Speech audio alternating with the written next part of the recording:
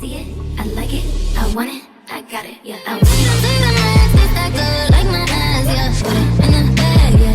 Put it in the bag, yeah. See them, taste that good, like my ass, yeah. Put it in the bag, yeah. Put it in the bag, yeah. I had asked you which were your favorite vocal exercises, and you said the roller coasters up and down. Can you give an example of that so people know what you were talking about? Oh. Okay, aim high on the low note, very quiet.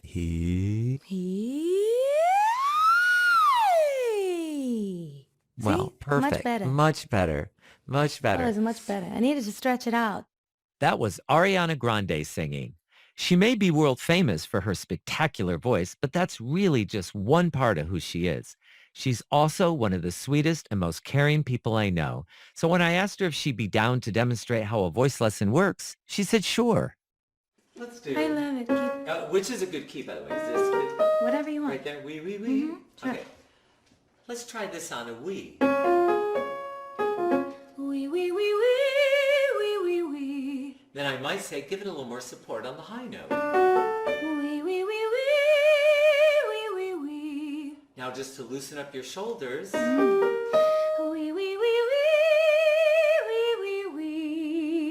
One more. Oh my gosh. Wee. You're probably more familiar with hearing her singing songs than exercises. Songs like Positions, Dangerous Woman, Thank You Next, God is a Woman. You know, there's a lot of hits in there, so I won't keep going with that. You might have grown up with her on Nickelodeon, where she played the adorable, but shall we say, very dim-witted Cat Valentine on the show Victorious. Or you might have actually seen her on Broadway, where she first got her start in the musical 13. And then if I thought, well, she's sounding a little, not you, because you don't ever get stiff, but let's say someone was feeling stiff or whatever, I'd say, hey, move around, loosen up your body a little bit. I'm so stubborn when you ask me to move. I'm always like, I don't want to flail around. I'm waving my arms now just so everyone can visualize. Yeah, it's not just stubborn on that. Hey. There's been times when I've given you an exercise and I told someone this one time, I said, yeah, there's times I'll play and you'll go. I'm literally like, Eric, that's insane. It'll literally be like, la la la la la la la la la la la la la la la la la la la. And I'm like, Eric, that's 78 notes. I don't have time. That's a whole aria. I have to sing God is a Woman in 4 minutes. I don't have this kind of time. This is Backstage Pass. I'm Eric Vetro. In this podcast, I'm inviting you into my studio to hear how some of the most successful and famous singers work on their craft, the art of singing. They also happen to be students of mine, so I have to say I know them pretty well. We'll talk about everything, their vocal process, their careers, how their emotional life affects their voice, and how it all intertwines with their lives. For me, being a vocal coach is all about listening and thinking on my feet. I ask a student to do a vocal exercise, and then how their voice responds determines what the next exercise should be. I have to ask myself a lot of questions along the way. How does their voice sound at that moment? Or how did it react to the exercise? What I hear tells me what my student needs at that moment. I'm so glad we just did that because now people can understand that's how a voice lesson works. I've learned by doing it, because you're now singing a cappella, I think it improves people's ears because they're really hearing themselves. Oh, yeah, it's not fun. Yeah, and they're singing along with the piano. They don't even know like the little tiny things where it goes a little in and out. Ariana and I have been working together for over 14 years now. Well, maybe even more. I think we met in 2007. We don't always spend all of our time with singing lessons, though. I mean, we've had some great conversations and we've spent some really fun holidays together. Guys, we painted each other mugs. Are we okay? Yeah, I think we are okay because it was really fun. No surprise, the one she painted was gorgeous and amazing and creative, and mine was okay. But let's rewind. Let's go back to the beginning because, of course, her journey started before ours did. Now, didn't your grandmother take you to your first audition? Yeah, so Nona took me to audition to sing the national anthem at the Panthers game. That was a really cool moment. I remember singing on the ice and being freezing cold. And it was like my first real gig. And I sang the national anthem for the Panthers, my hometown, Florida's hockey team. Oh, say, can you see by the dawn's early light? At this point, she's only 8 years old, but if you could see her, watch her when she sings this, she has this beautiful look in her eyes and she's already connected with the audience. You can really predict she's going to go somewhere with this singing thing. And it was so fun because I used to go to the games all the time anyway. As a kid, my parents would take me, and I had really bad luck. I was hit by the puck like twice. And so I got to ride the Zamboni, like, because they felt bad because my wrist was like broken and mangled and I was like sad. So I was already a huge Panthers fan growing up, so getting to sing and having that be my first like real gig kind of was so sweet and so special. And so, yeah, it was really cool. And I remember finishing and being like, I want to do it again. Only you would get hit twice. I know. That is my total luck. That really set the pace here. It sure did. But really, Ariana sets the bar high with everything she does. I mean, have you heard this girl sing I Have Nothing by Whitney Houston? It's one of the hardest pop songs there is. Yeah. I love that song. That's always one of my favorites. That was one of our first songs that we did together when we had one of our first lessons, right? Yeah, exactly. I remember I always think of you with that song and how great it was. I think it's one of the best songs ever written. I love that song so much. And then when David Foster came and played the piano for you that night, I know, remember? that was crazy.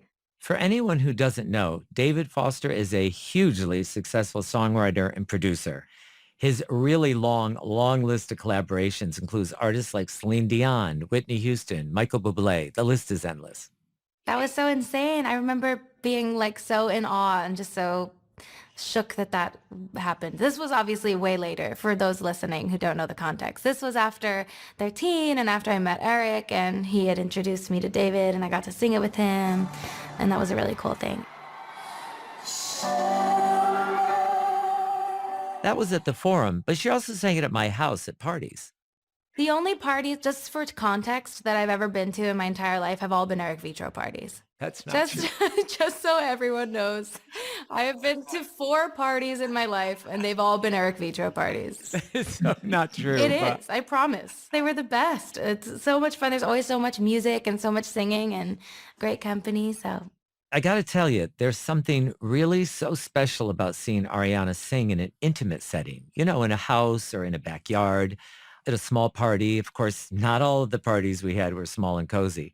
For one of them that her mom Joan and I threw together, we actually crammed about 300 people in a gigantic tent we put up covering my tennis court. We brought in all white sofas and chairs. We placed a gorgeous grand piano right in the center behind the pool, and the pool was filled with floating white candles, so it was pretty magical. But whether she's at a stadium with 50,000 people or in a tent, anytime that Ariana is singing, she brings her all, even when she's doing karaoke with friends.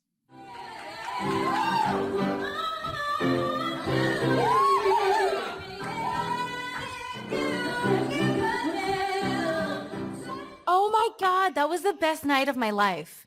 That was so much fun. And I remembered I was mesmerized because, well, first of all, you knew every song, every melody, every lyric, and you could improvise on them, which was amazing. But also, I don't know if I've ever seen you look more joyous. Here's the other thing, more at peace. You looked so peaceful, like, ah. I wondered if you wanted to talk about it a little bit. How has that developed your voice and taste? I think the theater music gives me so much joy. That was the most fun night. It was like such a precious thing. Theater babies, it's just a different kind of nostalgia. Listening to musical theater is a different kind of fulfilling car ride. You know, like if you throw on some Avenue Q or Wicked in the car, like you're just guaranteed to feel comforted. Most Broadway songs have longer sustained notes than pop songs do. You can hear it here, where Ariana sings the theme song from Beauty and the Beast. True as it can be. And so in order to sing them well, people have to develop their lung capacity and their breath support so they can hold those longer notes. Also, Broadway songs usually have wider pitch ranges, so singers need to do vocal exercises and learn techniques that will increase their range. These are a few of the reasons singing these songs are so helpful in developing someone's voice. However, there is a really big difference in the way you use your voice when singing pop as opposed to Broadway.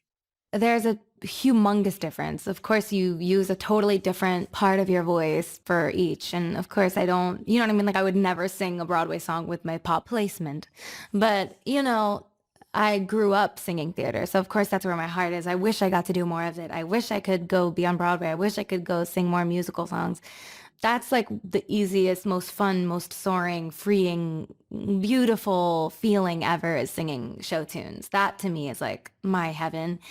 But of course, like you can't use that placement on a pop song either. You know what I mean? Like you can't sing like been here all night. Like you can't like been here all day. And boy, got me walking side to side. Well, I'm trying to hide it. I forgot the words and I wrote them. So there you go. you could do it. I just don't think it would go See over. you standing over there with your body. I don't know. Thank know what I you. Next. Yes. Thought I'd end up with Sean, but he wasn't a match. Or break up with your boyfriend. Can you imagine that in a soprano-y? You got me some type of way. I don't know. That's not funny. I ain't used to feeling this way. Yeah, yeah. No, no, no, no, no, say. No, no, no, no, no, no, no, no. A lot of people really don't like those wide range exercises, starting really low and going really high, but you do. Yeah, I like the big stretches. I can't wait. I always want to go really, really, really high. And you're always like, we have to warm up your low range. You're like, we have to exercise the whole thing, relax. And I'm always like ready to go. And she always is. She's always ready to go. But she's also a perfectionist, and that means she can be really hard on herself. Oh, I'm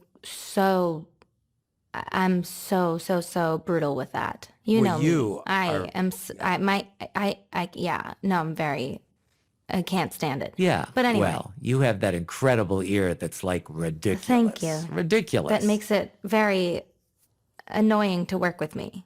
When you have a great sense of pitch, it can drive you crazy if you hear the slightest note off.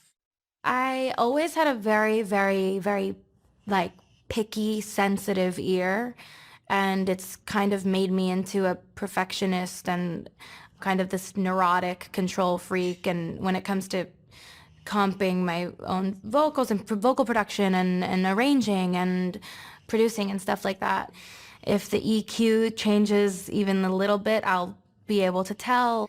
Yeah, I don't know. It's always been something that I've noticed in a big way. And I think that's been a great thing to kind of grow into having all the control over in my life. I've learned, how to do it myself throughout the years and kind of like, that's been really cool.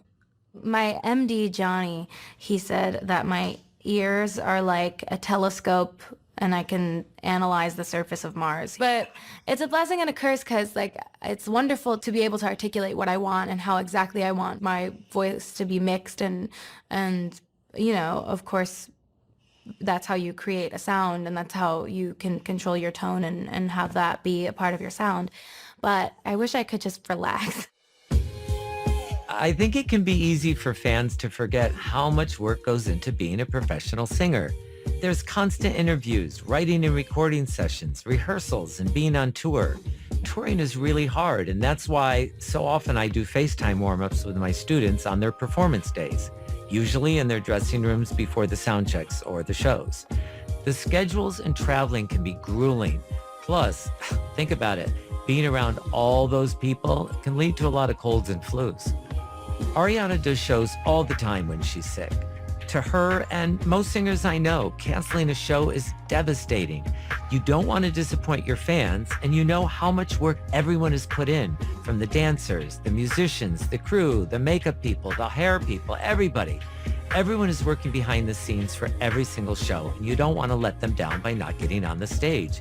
But when your ear, nose, and throat doctor tells you that not canceling could lead to you canceling an entire tour, or could even result in permanently harming your voice, you have to cancel. You just have to.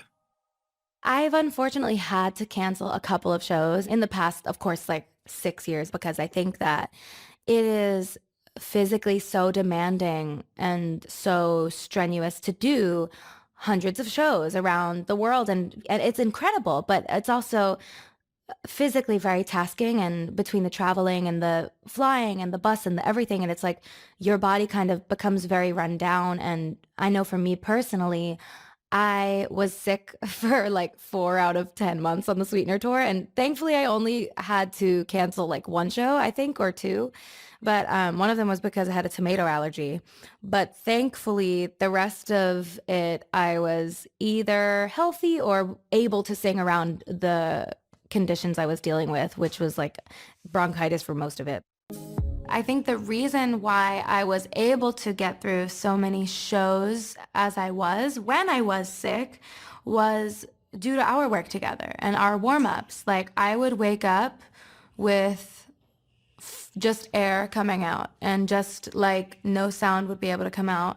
And I would go to my sink to brush my teeth and like start waking up my body, and I would go, and sometimes air would come out and sometimes it wouldn't, and sometimes sound would come out and sometimes it wouldn't. And I'd say, okay, I would stay silent for 2 more hours until I ate breakfast and I did my routine. And then I would do a little more like, then it would come back a little more.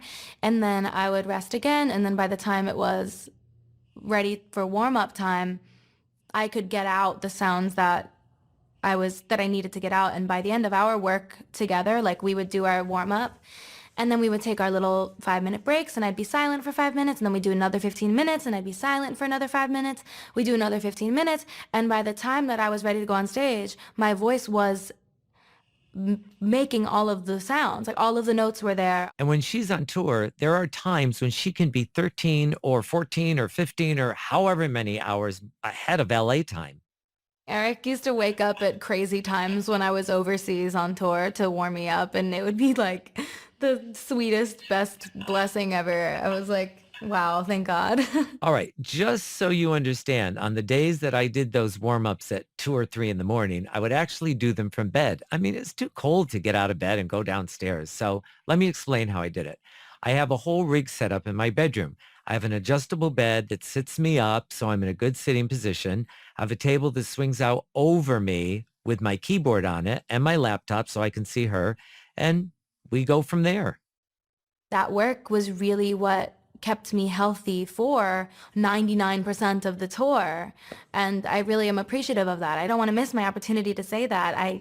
Our work together kept me healthy, and I didn't, thank God, I've never had to cancel a tour because of a hemorrhage or been at a loss. You know what I mean? So it's just been such a blessing to learn how to sing around those things with you, and to sing and have technique that has been evolving and maturing and improving over the years, and get through hundreds and hundreds and hundreds and hundreds of live shows where I'm singing live for 2 hours at a time.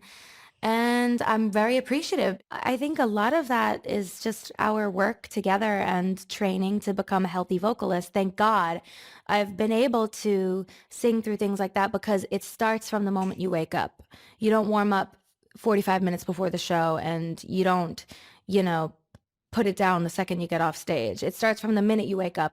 Thank God. I think I've had pretty good luck. I thankfully have never had to cancel massive amounts of shows or anything because of my voice. It's been such an incredible blessing, and it's been a lot of work. Yeah, it has been a lot of work, but it's been so much fun. It doesn't really feel like work. And I got to say, for better or worse, for Ariana, that spirit and drive is constantly there. I remember one night at the Forum, and you did like, I think it was 6 shows in a row, which I thought was insanity, but you were making up for one that had to be canceled. And your mother pulled me aside and said, would you please encourage her just to rest tonight? And I went, well, of course she's going to rest, Joan. And she went, no, I don't think she is. And I said, I don't know what you're talking about. No. And then I went over to you and I said, now you're going to rest your voice tonight. And you looked at me and said, no, I'm going to the studio. And I was like, Oh it's 1 in yeah, the you were morning. so You mad. can't go to the studio. And you went, no, I'm going to. I'm very inspired and I want to record. I was like, Yeah, you were very upset with me that night. See, that's the thing. There's like, it's like once it's on autopilot, like once the chords are like, oh, I got it, whatever, right. show, schmo, we can do this, sweetener show, whatever. Like once it's in autopilot and your body's like not recovering from bronchitis, you're just kind of like, oh yeah, I can do the it. notes are there. They'll come out. Let's go to the studio after, whatever. So it's like, yeah, you were not pleased with me that night. I think I was scarred from that night though, because I just knew you weren't going to go home, even though in my mind I was thinking, go home and rest that voice. And I'm always trying to send out that mental telepathy, that vocal juju. Come on, drink a lot of water, get some rest, get 12 hours sleep tonight. But no matter how much I do it, and no matter how many times I tell someone, rest your voice, go home, don't go to that party, the after party, what a bore. But, sometimes they don't always listen. But I do. I'm always listening. And because I listen, I'm pretty aware of how my students' voices are constantly changing, hopefully for the better, hopefully improving. I was curious, though, what Ariana thought about her vocal evolution. So I asked her, how would you say your voice has changed over the years? Ooh, that's a good question. It's funny because I listen back to like my first album and I sound like a baby, but I don't know when it kind of grew up, I guess. Even listening to old talking, my voice was really kind of, I think, tired, which my whole body was, to be fair.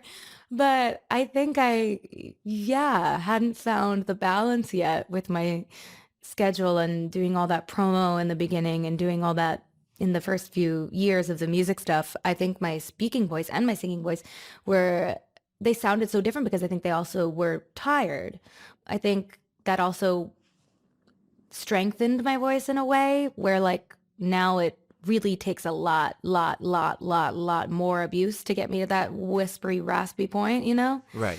But I don't know. My voice is healthier now through the years of touring and needing to push through the shows and learning healthy placement and kind of, having to maintain that. I think it's just been experience and years of learning and singing all these songs so many times, you know? Yeah. I think for people listening, it's a lesson in that I think, first of all, you were so young when you were doing so much. And I think that when you're young like that, your vocal cords aren't fully developed, so they've No. not reached maturity. And also when you're young, it's hard to always remind yourself, oh yeah, I should be supporting my speaking voice as well as my singing voice. And I should take some vocal rest tonight. And I should Yeah, yeah, go home and yeah. go to sleep. So I think it's hard to remember those things. So I think the combination of you learning technique, your voice maturing, and like you said, you had to sing through it and get through it. And I think that also made you stronger.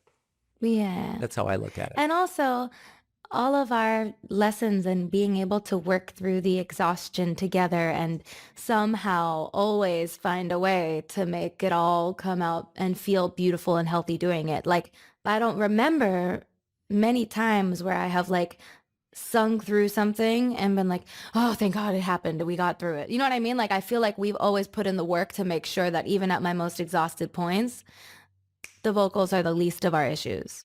I would agree with that. That's never been an issue for us. If anything, what Ariana really had to deal with was her shift from Nickelodeon star to growing into what she wanted to be as a recording artist. Yeah, in the way beginning, like putting out the way was really freeing and terrifying for me because I was so convinced that I had to be one thing because people knew me from my show that I was doing from Nickelodeon and I was playing a character that a lot of people knew me as.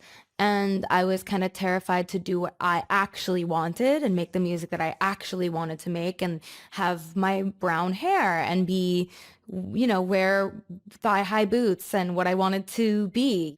I think that was also a really big moment for me, was putting out my first single that like was on my first album and taking that risk like from the way beginning too. I think obviously as time went on, you got to know more and more and more of me as I lived and as the music became more and more personal. But I think even just from the very first single, like that was a huge risk. It was a really incredible turning point for me. It certainly worked out really well because The Way went triple platinum. At the age of 19, our next guest is the star of the Nickelodeon show Sam and Cat, and she already has a top 10 hit here to make her television debut, performing The Way. Please welcome Ariana Grande featuring Mac Miller. One of my favorite pictures of us is at Ellen, underneath the Ellen show, and you had just done The Way, and you looked so happy. When we were in the dressing room doing her vocal warm-up, I just knew this was going to be the beginning of a huge career. Of course, I wasn't the only one. Everybody could see it. Her fans, her friends, her family. And a few minutes after it aired, Katy Perry actually texted me and said, "That girl is totally awesome. I think she has the best voice in pop music." Do you remember the first year you came to LA? We spent Thanksgiving together and we had it here at my house. Your mom organized the entire thing. That was when I learned Grande's an adjective. It's not just a name. It's a motto to live by. Your grandparents flew out and we were in the living room, like a bunch of us after dinner, and you sang I Have Nothing. I played it. And then I got up and your grandfather was standing in the doorway. He hadn't come in. He was just standing in the doorway observing everything. And I said to him, "You must be so proud of Ariana." And he just nodded his head and he went, "She's got it." And I remembered that was so touching to me. And so I wanted to say to you, you've got it. We've had some really beautiful, special memories together. And Yeah. you and I have had like the best and most special and most challenging and most beautiful times together. And we've sung through it all. And it's been such a journey. It has been, that's for sure. That's been a Yeah. beautiful journey. It feels like it's still the beginning in a weird, funny way? And I do know because this is just the beginning of a long and beautiful career. Give all that I'll take.